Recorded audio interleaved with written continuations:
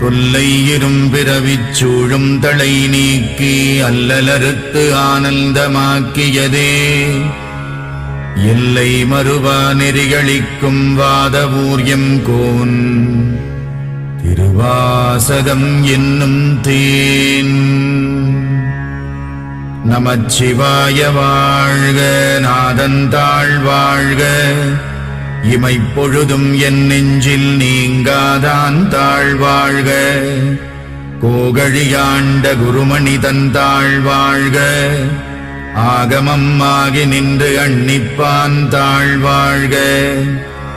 ஏகன் அநேகன் இறைவனடி வாழ்க, வேகம் கெடுத்தாண்ட வேந்தனடி வெல்க.